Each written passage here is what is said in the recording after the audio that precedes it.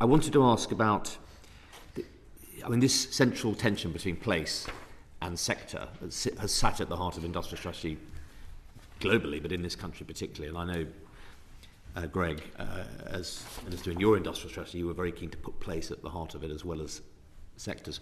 I wanted to ask about really what, as seasoned observers, where you think the real problem today is, and to what extent it's in the academic funding that we tend to entrench the establishment's sciences and makes it hard for insurgents to come in funding, in VC funding and finance, where the Greater South East is dominant, and in leadership and giving more leadership to local areas. And it feels to me as though they're all problems, but if you look at what's happening in a whole range of new sectors, robotics, manufacturing, materials, clean tech, space in Glasgow, clean tech in Aberdeen, Newcastle Data City, Leeds Digital Health, these clusters are beginning to take off. So I wanted to ask what you would want to see, each of you, in the government's laudable industrial strategy intention to really support them. What are the 1, 2, 3 things you'd really like to see and like us to be pushing? So 1, 2, 3. So universities and recognising their place in innovation, creating businesses, and in many cases kind of propagating them and helping them to grow from an idea into an actuality. I was looking at figures before I came in 2023, which I think is the year for which the figures are most recently available. 10% of all equity raised by British companies, by new British companies, was from university spin-outs. So that's already a very significant contribution, and I think it could be higher.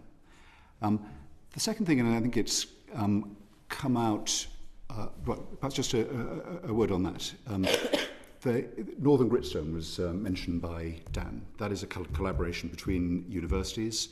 I think it was promoted as a kind of proof of concept apart from anything else. I think the concept has been proved, and we've heard evidence of that. I think there are other parts of the country that could benefit from it. There's a proposal for the Midlands, for a fund called Midlands Mindforge.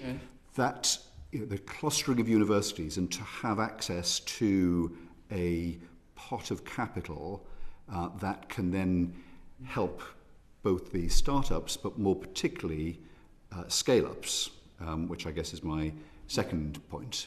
I think not at all complacent, and there's much more we can do better.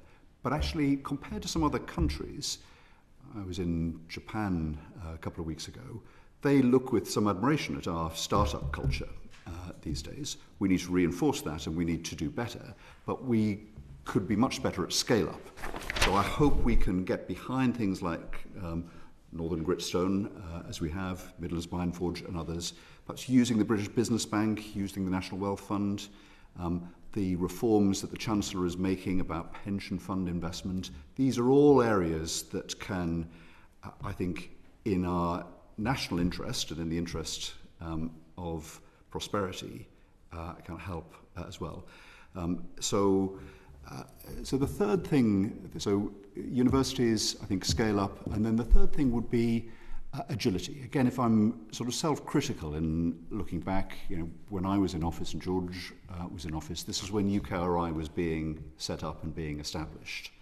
And particularly, not just, but the Innovate UK part of it was meant to be a source of funds, as we heard in the previous sessions, that if there was an opportunity that arose, then a quick decision could be taken. There was a degree of risk that was recognised as being not just permissible but desirable, and kind of matching contributions where they were necessary could be made to secure globally mobile investments.